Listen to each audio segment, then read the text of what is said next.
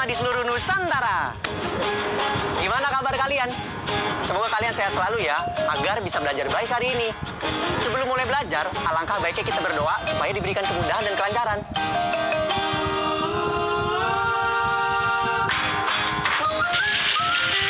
Teman-teman, kalian sadar nggak kalau alat transportasi itu sangat memudahkan kita untuk berpindah dari satu tempat ke tempat lainnya. Perpindahan itu bisa dilakukan dengan mengendarai sepeda atau bahkan pesawat luar angkasa. Transportasi yang kalian gunakan itu dibagi menjadi dua kategori, transportasi umum dan transportasi pribadi. Coba kalian sebutkan transportasi umum apa saja yang ada di sekitar kalian.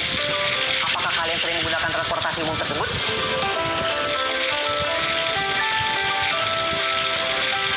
Coba kalian tulis jawabannya di buku kerja kalian masing-masing ya.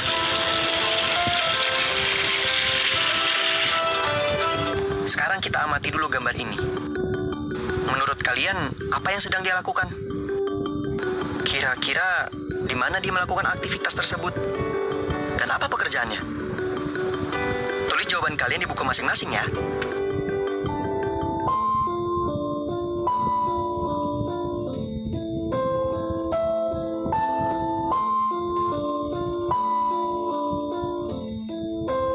Anakku, malam ini ayah terlambat pulang saat hari jadimu menjelang. Ayah masih menunggu kereta panjang yang menembus malam mengantar penumpang. Ada kereta yang masih kutunggu. Ia terlambat sampai di stasiun Tugu. Sebuah kecelakaan di perlintasan tertentu menghambat laju kereta itu.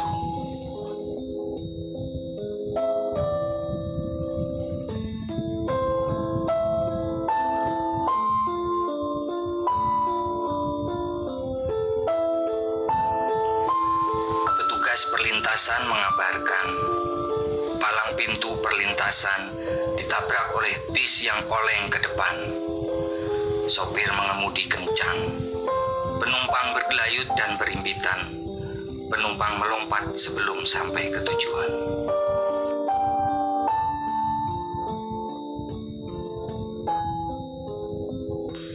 Kamu mungkin bertanya, kereta yang terlambat kedatangannya. Tapi mengapa aku kena getahnya?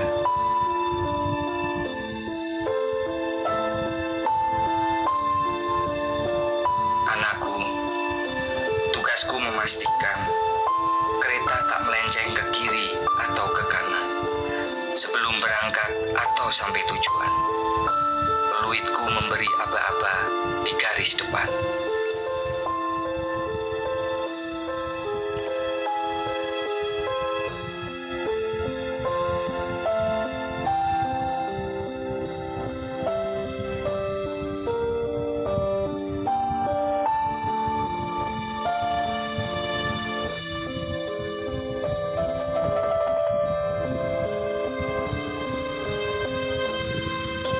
Baiklah, kukisahkan padamu.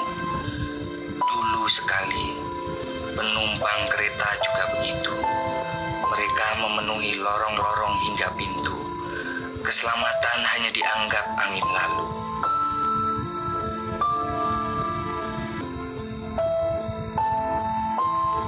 kini, penumpang mulai tertib.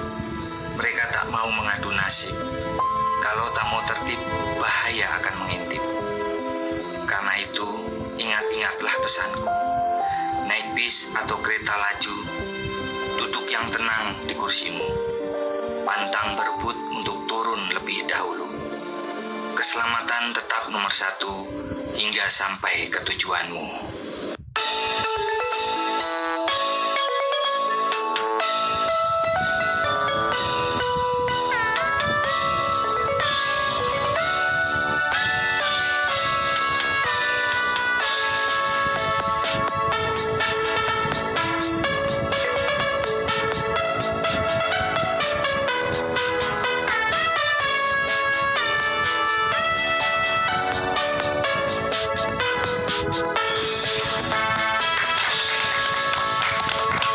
Happy birthday Mila.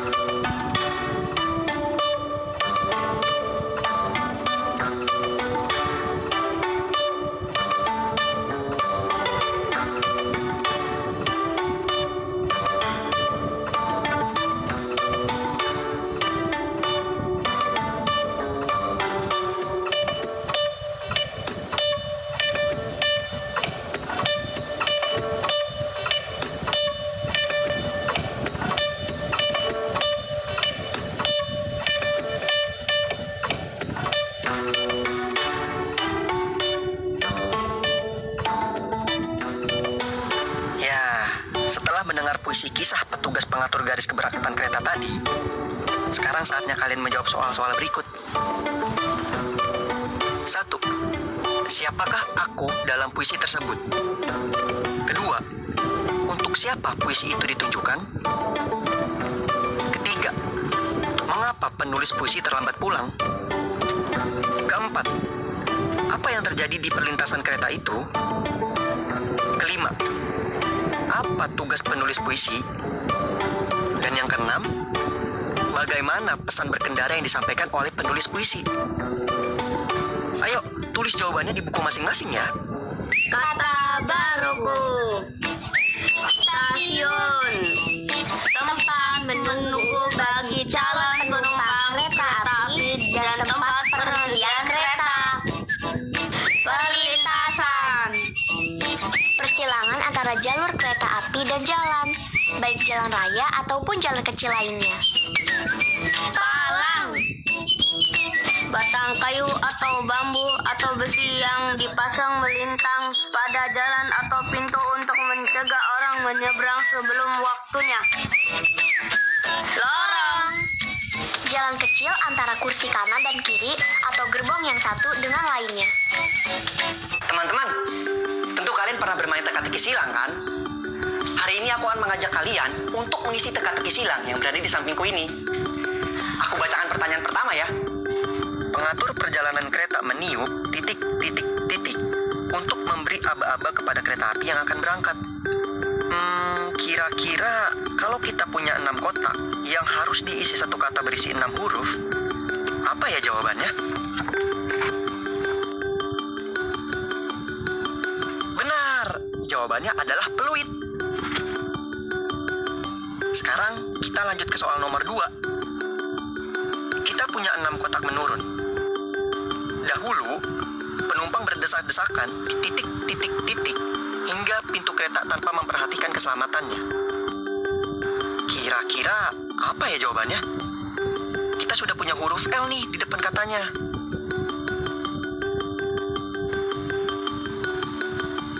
Yap, jawabannya adalah lorong. Sekarang kita beranjak ke soal nomor 3. Titik itu sesak muatan. Penumpang bergelayut dan berimpitan. Apa ya teman-teman? Kita punya 3 kotak nih. Betul sekali, jawabannya adalah bus. Soal nomor 4. Kereta api terlambat sampai di titik tugu akibat kecelakaan yang terjadi di perlintasan. Kali ini kita punya 7 kotak mendatar nih teman-teman. Tepat, jawabannya adalah stasiun. Nah, waktunya pertanyaan terakhir nih. Titik, pintu perlintasan itu terbuat dari kayu sehingga patah saat bus menabraknya. Apa ya jawaban yang tepat untuk mengisi 6 kotak kosong ini?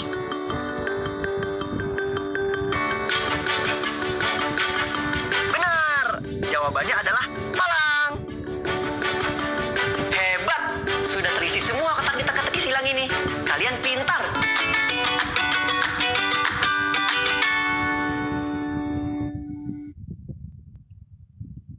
Hai teman-teman, kali ini kita akan belajar mengenai perbandingan jumlah penumpang. Coba kalian pilih, tanda manakah yang paling tepat untuk menggambarkan banyaknya penumpang yang dapat diangkut oleh 2 alat transportasi berikut?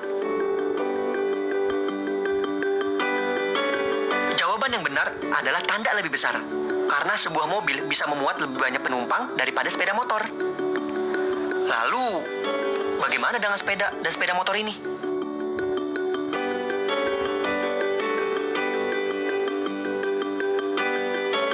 Jawabannya, sepeda dan motor sama-sama hanya bisa diisi paling banyak 2 orang saja. Ingat, tidak boleh lebih dari 2 orang ya. Karena akan bahaya sekali apabila diisi lebih dari 2 orang. Sekarang, bagaimana dengan becak dan mobil di layar? Yang benar adalah tanda lebih kecil. Karena becak hanya bisa diisi paling banyak oleh 3 orang. Sedangkan mobil bisa diisi lebih dari 3 orang.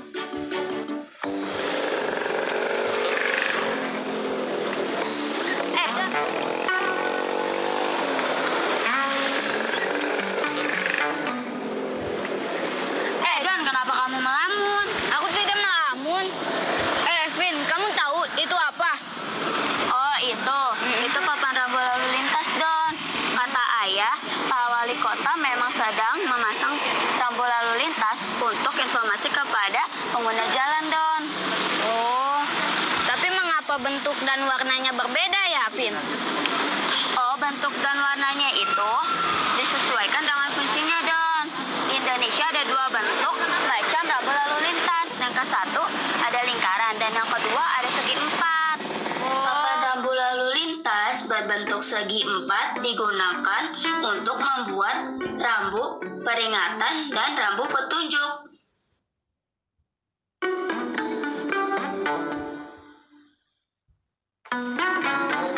Sedangkan papan rambu lalu lintas berbentuk lingkaran digunakan untuk membuat rambu lalu lintas, larangan, dan perintah.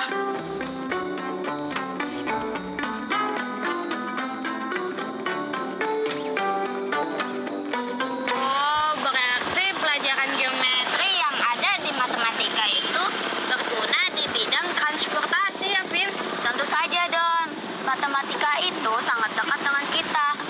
Oh, aku baru paham ini, Vin. Aduh, gimana sih, Don? Ketinggalan kamu. Setelah mendengarkan cerita Vina dan Doni, sekarang ayo kita coba menjawab soal-soal berikut. Coba tebak, nama dari alat transportasi ini apa? Ya, benar. Ini adalah bus. Bagaimana dengan ini? Apa nama transportasi ini? Benar.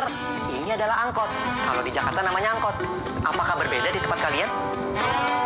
Kalau transportasi ini apa namanya? Benar. Ini adalah kereta api. Nah, setelah berhasil menebak nama-nama transportasi umum yang ada di layar tersebut, apakah ada yang bisa menebak menyerupai bentuk bangun ruang apakah bentuk ketiga transportasi tersebut? Ya, kalian hebat. Kendaraan-kendaraan ini menyerupai bangun ruang balok. Masih ingat dengan pelajaran kemarin kan? Sekarang, coba kalian tulis di buku kalian tentang bangun ruang balok dan tambahkan sedikit cerita tentang kalian menggunakan kendaraan yang menyerupai balok tersebut. Ayo berlatih. Sekarang saatnya kita berlatih. Coba kalian perhatikan gambar terowongan beserta rambu lalu lintas yang ada di layar. Ada yang tahu apa arti dari rambu lalu lintas tersebut? Benar sekali. Rambu itu artinya kendaraan dengan tinggi lebih dari 3,4 meter dilarang melintas. Sekarang kalian perhatikan gambar 3 kendaraan di layar. Kendaraan nomor berapa yang tidak diizinkan masuk terowongan yang berada di layar?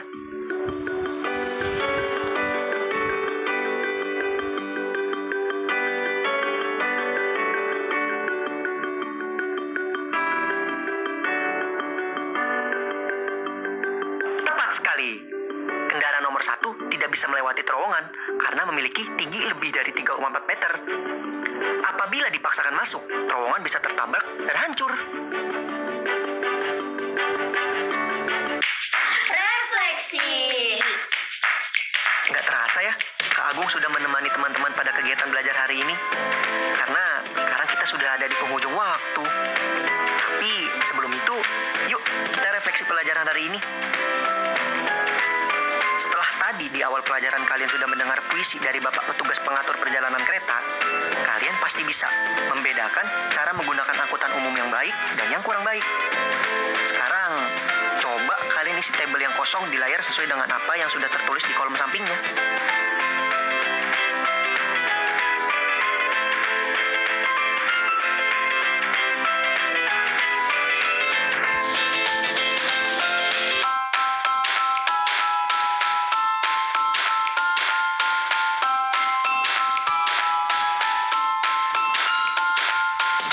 Nah, ini dia jawabannya teman-teman.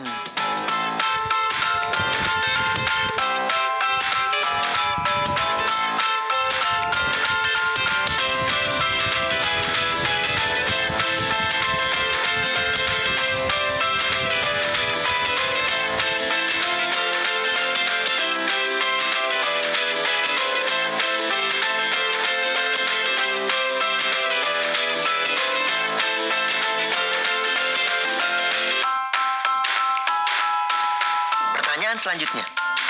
Coba kalian amati jembatan dan rambu yang ada di atasnya.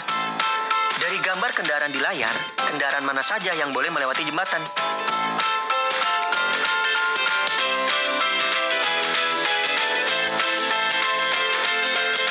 Jawabannya adalah kendaraan C boleh melewati jembatan, sedangkan kendaraan A dan B tingginya melebihi 2 meter, sehingga tidak diperbolehkan melintas jembatan.